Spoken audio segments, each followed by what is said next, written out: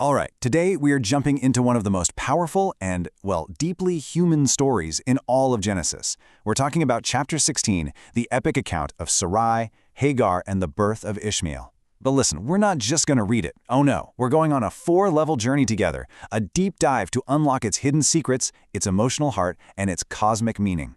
Let's get started. So our roadmap for this journey is the ancient Pardes framework. It's like having 4 different pairs of glasses to look at the same story. First, we'll walk through the literal story, the Peshat, like a movie. Then, we'll become detectives and hunt for hidden clues in the Remez. After that, we'll get into a big debate about the moral questions in the Drash. And finally, we'll zoom way out to see the cosmic secrets in the Sod. Each layer is going to show us something new, and by the end, we'll see how this ancient drama gives us real tools for our own lives today. Okay, for our first trip through the story, I want you to do something for me. Just imagine we're settling in to watch an epic, high-definition movie. Forget everything you think you know about this story, and let's just experience it as it unfolds. The Pshat. Picture this. The air is dry and dusty in Canaan. It's been 10 long years since God promised Abram he'd become a great nation. 10 years of silence. Can you feel that? Inside the tent, the tension is just thick. Sarai's hope has been worn down to a thread. So she makes a choice. Well, that was actually pretty common back then. She offers her Egyptian maid, Hagar, to her husband. And the plan works, maybe a little too well. The moment Hagar conceives, everything shifts. A look, maybe just a flicker of contempt in Hagar's eyes, and that's all it takes. Sarai feels her whole world, her whole dream, slipping away. She complains to Abram, who basically says, "She's your maid, you handle it," and the text tells us Sarai dealt harshly with her. So harshly that Hagar does the only thing she can think of. She runs. Just try to imagine that scene. Hagar, pregnant, running into this vast, empty, unforgiving desert. She's completely alone. She finds a tiny spring, this little speck of life in a world of dust. And it's right there at her absolute lowest point that something incredible happens. An angel of the Lord finds her and asks 2 questions that cut right to the soul.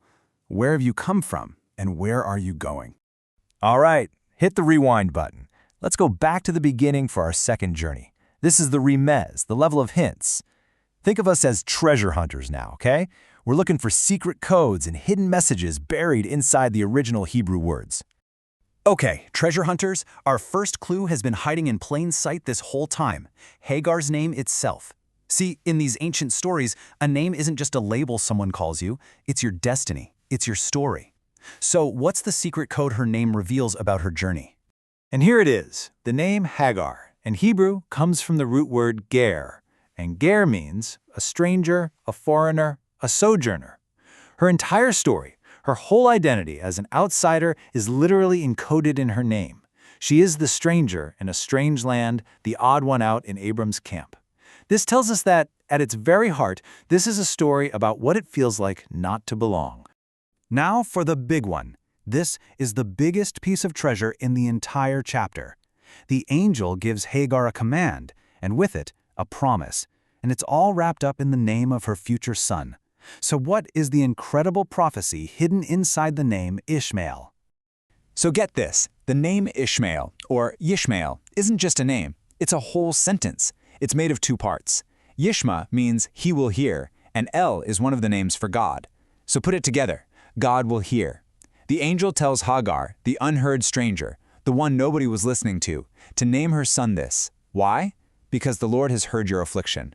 The main message of this entire chapter is right there, packed into that one name. It's a promise that even when the world won't listen, God does. Okay, let's go on our third journey now, the Drash. And this is where things get complicated. This is where we search the story with our hearts. We don't just sit back and accept what happened. No way! We demand to know why. We put the characters on trial and dive into the deep moral and emotional questions their choices bring up. At the absolute center of this whole drama is Sarai's choice. So what was it? An act of pure desperation or a cruel abuse of power?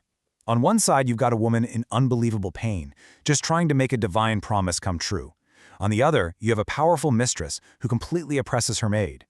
And you know, the Zohar, this foundational book of Jewish mysticism, has a wild take. It says this conflict wasn't just a family squabble, it introduced a spiritual kind of impurity, a zuhama, into the world, like an echo of the snake in the Garden of Eden. Let's try, just for a second, to step into Sarai's shoes. For 10 years, she has been carrying the weight of a divine promise that probably feels more like a divine burden. Every single day she feels the ache of barrenness, and it's not just a personal sadness, it feels like she's failing her sacred destiny. So her proposal, it's not born from malice, it's the last desperate move of a broken heart trying to build the future God promised, even if it means destroying her own peace to do it. Can't we find some empathy for that kind of tragic desperation? But then, we have to look at the other side, because the text is brutally honest, isn't it? It says, Sarai dealt harshly with her. Hagar had zero power here. No voice, no rights. She was property, and she was being used to solve someone else's problem. And when Sarai's big plan just brought her more pain, she didn't look inside herself, she took it out on Hagar. She afflicted her so badly that a pregnant woman decided that the terror of the open desert was a better option than staying in that home. No amount of personal pain can really excuse inflicting that kind of cruelty, can it? The power imbalance is just staggering. All right, take a deep breath. For our final and deepest journey, we are entering the Sod, the world of secrets. This is where we look beyond the people and see the story as a drama of cosmic energies, almost like we're looking at the spiritual source code playing out in our world. So, in the mystical system of the Sephirot, these divine dimensions, we can actually map this whole drama onto a cosmic blueprint. Think of Sarai as representing Malchut, which is the dimension of our physical world, of kingdom. But her kingdom is barren, it can't produce. Hagar is this external force, an outside solution brought in to fix the problem. But the conflict between them creates a spiritual glitch. It's a blockage of chesed, the divine energy of love and kindness. And the angel? The angel is like a cosmic debugger, an intervention sent from Tiferet, the dimension of harmony and balance, to patch the code and fix the connection. Mystical thought has this amazing idea that divine energy is always flowing down, from the highest spiritual planes into our physical reality. So the angel's intervention with Hagar, when you look at it this way, isn't just some random event. No, it's a targeted correction. It's a signal sent from the highest cosmic server, traveling down through the networks of creation to fix a critical error that's happening right here on the ground. So what happens after this cosmic event, after this divine debugging? Silence. For 13 long years, the text records no divine communication with Abram. And that isn't just an empty space in the story, it's a period of consequence. It's this long, reflective pause where the spiritual correction gets a chance to integrate, and the characters are just left to live with the new reality they've created. So after the movie, the treasure hunt, the big debate, and the cosmic source code, what does this all mean for us? This is where we bring it all home. This is where we translate this incredible ancient story into a practical tool for improving our own character traits, what we call our midot.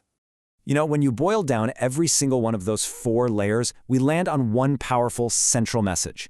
Hagar, the stranger, the powerless one, the person whose pain was totally invisible to the people right next to her, she was heard by the creator of the universe. And that tells us something so profound. Being truly heard is a fundamental human need, and maybe it's a divine one too. So here is our challenge for the week. We're calling it the Ishmael Challenge, inspired by that name, God Will Hear. It's 3 simple steps. First, this week, just find one person in your life, at home, at school, at work, who might be feeling a little bit unheard. Step 2, actively listen to them. By that, I mean, don't try to solve their problems, don't plan what you're going to say next, just listen. And finally, step 3, the most important part, just acknowledge what they said. Let them know they were heard. A simple, wow, I hear you, or thank you for sharing that with me. That can be one of the most powerful gifts you ever give someone. Thank you for joining us for this complete journey through the Pardes. We hope these ancient truths help you and your family improve your own dimensions this week.